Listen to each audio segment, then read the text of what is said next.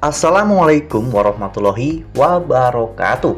Halo, apa kabar para pecinta sinetron Ketika Cinta Memanggilmu? Jumpa lagi bersama dengan Mimin ya.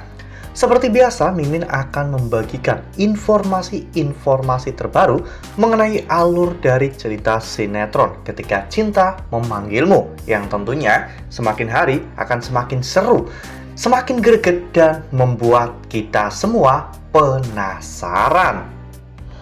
Di video kali ini, Mimin akan menceritakan tentang sinopsis dari alur cerita sinetron Ketika Cinta Memanggilmu untuk episode nanti malam. Dimana di episode nanti malam kita akan menyaksikan bagaimana kejar-kejaran antara Galang dan juga polisi yang semakin memanas, hingga pada akhirnya mobil Galang pun terjatuh ke dalam jurang dan meledak seketika. Nah, kira-kira apakah Galang bisa menyelamatkan diri atau justru Galang akan menjadi korban dalam insiden ini? Tonton video ini sampai dengan selesai ya.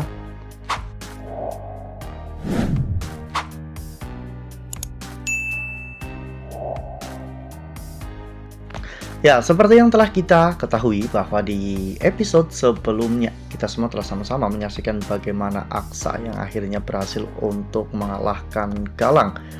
Dan Aksa berhasil untuk menggerebek tempat transaksi yang dilakukan oleh Galang.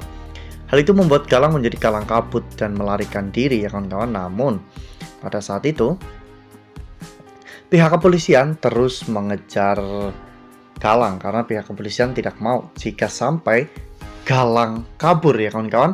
Sementara itu Aksa dan juga beberapa polisi yang lainnya, mereka sedang mengumpulkan barang-barang bukti yang tersisa di lokasi kejadian, karena itu akan menjadi barang bukti yang kuat untuk bisa menjebloskan Galang ke penjara. Ya, kejar-kejaran pun terjadi dengan sangat sengit ya kawan-kawan. Pada saat itu polisi sudah menghimbau Galang untuk menyerah dan berhenti, namun Galang tidak mau menyerah begitu saja. Galang terus memacu mobilnya dengan sangat kencang, namun polisi tidak mau kehilangan jejak Galang hingga pada akhirnya di tengah perjalanan tiba-tiba ban mobil Galang menabrak batu kecil yang ada di jalan ya kawan-kawan, sehingga dengan kecepatan yang Galang kendarai saat itu, mobil Galang pun langsung oleng dan tidak bisa terkendali, sehingga mobil itu pun akhirnya terbalik dan jatuh ke jurang. Saat polisi berhenti dan melihat semua kejadian itu, mobil itu pun tiba-tiba meledak ya kawan-kawan. Dan pihak kepolisian tidak bisa mengevakuasi mobil tersebut dan membiarkannya hangus terbakar karena memang kondisinya jatuh ke dalam jurang. Lalu kemudian adegan pun berganti, di mana saat itu salah satu pihak kepolisian yang ada di TKP tempat transaksi ilegal itu memberitahu Amira, Adam, Aksa, dan juga Markus bahwa ketika pengejaran mobil Pak Galang tiba-tiba oleng dan masuk ke dalam jurang. Mobil itu pun seketika langsung meledak. Saat itu Zaki, Adam, Amira, bahkan Aksa merasa bahwa mungkin Galang masih memiliki kesempatan untuk lolos ya kawan-kawan, karena Galang tidak bodoh. Galang tahu kapan Galang harus kabur ya kawan-kawan, karena Bastian pernah menguji Galang pada saat Galang menjadi supir pribadi Amira. Saat itu Bastian sengaja meletakkan bom di mobil Bastian, dan pada saat itu Galang berhasil selamat. Jadi Aksa berpikir bahwa mungkin saat ini Galang juga selamat. Nah, sebelum lanjut di video kali ini, Mimin sarankan agar teman-teman menekan tombol subscribe dan juga nyalakan lonceng notifikasinya, agar teman-teman semua tidak ketinggalan informasi-informasi terbaru dari alur cerita sinetron Ketika Cinta Memanggilmu. Setiap hari, Mimin akan membagikan informasi-informasi penting dan juga terbaru dari sinetron Ketika Cinta Memanggilmu. Dan Mimin juga menyarankan agar teman-teman menonton video ini sampai dengan selesai agar tidak terjadi kesalahpahaman di antara kita. Lalu kemudian adegan pun berganti di mana pada saat itu Aksa, Adam dan juga yang lainnya mendapatkan informasi bahwa Galang telah membuang Lian Bagaskara di jurang ya kawan-kawan. Semua informasi itu didapatkan melalui anak buah Galang yang sudah ditawan oleh pihak kepolisian di gudang tersebut. Mereka semua pun akhirnya bergegas untuk menuju ke lokasi tempat pembuangan Lian Bagaskara. Di sana mereka pun berteriak memanggil nama Lian Bagaskara hingga pada akhirnya Lian pun berteriak memanggil nama Amira dan juga Aksa. Untungnya Adam sempat mendengar teriakan kecil itu sehingga akhirnya mereka berhasil menemukan Lian Bagaskara dalam kondisi yang sangat buruk ya kawan-kawan. Sementara itu di sisi lain, Bastian yang merasa bahwa kini dirinya membutuhkan partner untuk bisa bangkit.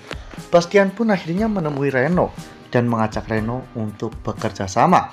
Ini untuk kali pertama Bastian percaya kepada Reno ya kawan-kawan. Bastian saat itu mengiming-imingi uang dan juga kekayaan pada Reno. Bastian mengatakan jika mereka bisa bekerja sama, maka mereka akan bangkit bersama-sama. Sebelumnya memang gudang persembunyian Bastian telah disita oleh pihak kepolisian dan bahkan seluruh isinya dan bahkan anak buahnya pun telah dibawa ke kantor polisi. Itulah yang membuat Bastian sekarang mencari partner bisnis. Dan tentunya Bastian akan memanfaatkan Reno untuk bisa bangkit dari keterpurukan ini. Wah, benar-benar makin seru ya, makin greget dan makin membuat kita semua penasaran. Kira-kira apakah Galang kali ini masih hidup atau justru ini adalah akhir dari cerita Galang ya kawan-kawan.